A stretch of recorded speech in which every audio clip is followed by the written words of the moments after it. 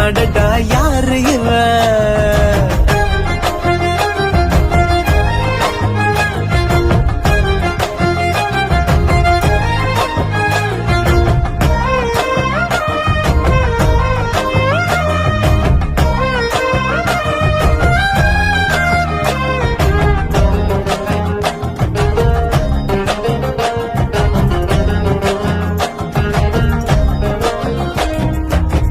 நிலவொன்று தரையில் வந்து நடக்குது எதிரில் நின்று எனக்குன்னு பிறந்தவதா என்று நான்